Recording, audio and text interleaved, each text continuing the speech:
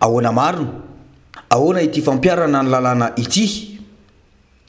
Mbola am'tana ny sain'ny malagasy rehetra ny fomba fampiarana ny lalàna eto Madagasikara. Tsapamantsy fa misy ny fitongilanana eo amin'izany fampiarana ny lalàna misy eto amintsika izany. Misy moa ireo rafitra izay natokana ampiatra izany dia ireo mpitandro filaminana, ny fitsarana isan'ny ambaratongany ary ny fitsarana avy momba ny lalam-pandrenany. Samy manana ny andraikiny avy araky ny lalàna misy ireo rafitra ireo. Raha nitsapa tamin'ity taona ity dia hita fa misy ny fandikan-dalàna ataon'ireo mpitondra fanjakana fa saingy ny rafi-pitsarana moa tsy maleo tena ka tsy misy ny fanadiadina momba izany. Ny lalàna fototra na ny lalam-pandrenany dia andraikitry ny HCC no miaro izany.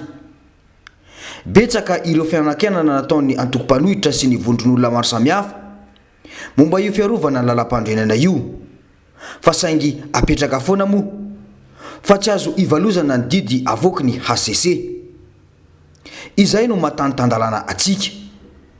Ny fantaniana nefa dia misy tokoa ary mipetraka eto amintsika ve izany tanitandalàna izany sa rehefa ny tombotsoan'ny mpitondra no arovana dia ampiasaina io fomba fitenenana io fa raha toa ka ny mason'ny vahoaka no tsinjovina dia hodintsy hita izany. Mikasika ny fifidianana loholona dia efa nandray ny fanapahan-kevitra moa ny antoko-panohitra fa tsy handray anjara amin'izany. Efa mazava izany fanapahan-kevitra izany fa noho ny tsy fanarahana lalam-pandrenana misy eto amintsika. Ny mahagaga dia ny zavatra hafa mihitsy no lazain'ny filohan'ny fitsarana avy momba lalam-pandrenana. Hoy mantsy izy hoe amin'ny resaka fifidianana loholona dia olom-bofidy zay zany le izy noho ny zava-misy zany hoe hatramin'izao a commune misy olom-bofidy a dia ireo ihany zany no mahazo mifidy dia ireo a no mifidy ireo zany no mifidy ny olona aloha hatramin'izao. Ahoana tsara hoe noho ny zava-misy dia ireo olom-bofidy any amin'ny commune ihany aloha no misy dia izay zany no antony tsy maintsy anaovana ny fifidianana. Ny fanontaniana mipetraka dia ny hoe inona izany ireo voalazany lalàna izay mamaritra ireo atao hoe mpifidy vaventy hodintsy hita fotsiny ve ireny? Inona fotsiny zany no antony nanaovana sy nanoratana ireny lalàna ireny raha toka tsy ampiarina fa dia izay zava-misy fotsiny no andraisana fanapahan-kevitra? Marina fa olona manam-pahaizana manokana momba ny lalàna no miteny kanefa dia na dia olon-tsotra mahay mamaky teny kosa aza ve? Mahagaga ihany mantsy izany fomba fijery izany. Raha dinihina akaiky ihany koa dia toa fitsarana avy momba ny lalam-pandrenana manao politika no misy fa tsy tena mampiatra ny lalàna ary miaro izany lalam-pandrenana izany.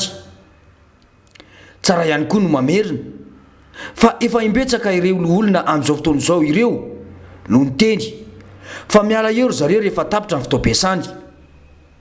Tsy mbola nisy na iray aza nilaza hoe tsy aleo izany. Ny fangatahany rehetra dia ny fampiarana ny lalàna manan-kery kanefa hoy ny filohan'ny fitsarana avy momba lalam-pandrenana hoe lalàna jerena lalam-pandrenana jerena fa ny adidina koa miaro ny firenena tsy korotana. Zay foana zany ny avenoberoka miaro ny firenena tsy korotana ary zay ny ainana tsy mora angeny ny ainana atao amin'ny zavatra hatramin'izay raha hoe amin'ny maha olona dia mety efa tamin'ireny le déchéance voalohany ireny dia efa nanipsiponsy zay tsy mahavita fa tsy tena mandreraka be ty kanefa tsy maintsy jerenao firenena hoe ahoana fandehan'ity firenena ity a ianao vao nivoaka kristaria dia hiditra krizy indray ve a. Izany hoe misy hevitra politika foana zany ny fanapahan-kevitra raisy ny HCC na dia hita izao aza fa tsy manaraka ny lalam-pandrenana. Miaro ny fanjakana tsy korontana hoy izy. Koa misy ve ny fikasana anakorontana sa misy ny fanakorotanana raha toa ka mitaky ny mpanohitra fa tsy mbola feno ireo mpifidy vaventy mananjo tokony hifidy? Izao amboletra izao foana no mitarika ny ilay atao hoe instabilité politique. Momba izay indrindra dia hoy ny mpamakafaka politika hoe fifidianana tsy andraisan'ny antoko politika rehetra anjara dia efa manahirana zay ao anatin'ny firenena anankiray. Ary ny teo tamin'ny tantara Madagasikara raha vao zany no mitranga dia nidikan'izany korotana politika izany nodikany. Ny antony dia tsotra, raha ohatra ka mipetraka eo ny olona ohatra ataony fifidianana olona dia fifidianana mandeha ila izany, ary rehefa tsy mandray anjara ao anatin'izay ny atoko politika rehetra, indrindrindrindra mpanohitra, dia manana endrika makany amin'ny tsy fanekenana zay zavatra mitrango io nidikan'izay. Ka nresahana foana ny hoe fahabevanana ny firenena tsisy tanteraka zany. Koa mihevitra sy mba mandinika izany ve ny fitsarana avy malala-pandrenany raha toa ka miaro ny firenena tsy hikorontana? Misy ny tsy fampitoviana sy ny fitongilanana amin'ny fampiarana ny lalàna, ka izay foana no mahatonga ny korontana eto Madagasikara. Tokony zaraina tsara ny andraikitra ka aoka ho an'ny mpanao politika no mijery ny resaka politika. Ny mpanohitra aloha tsy mihevitra ny korontana izany mihitsy, kanefa mbola averina indray fa tsy misy fanjakana tandalana izany eto aloha hatramin'izao.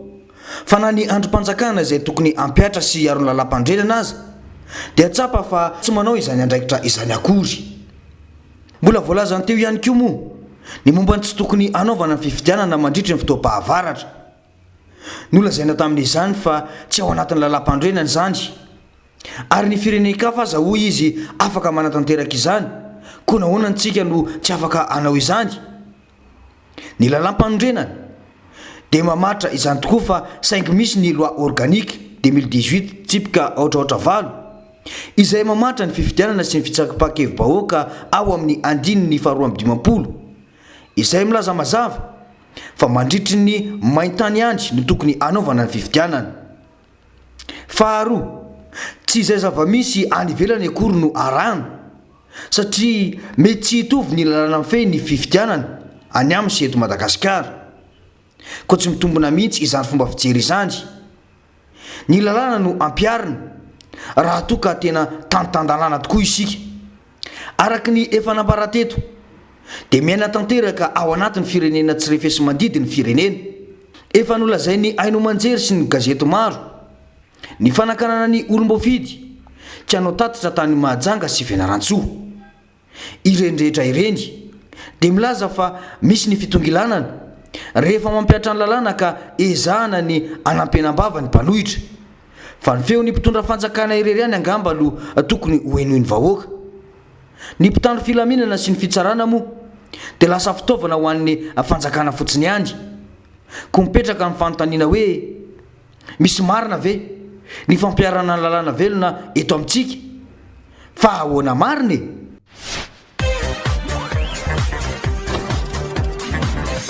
Ahoana marina e?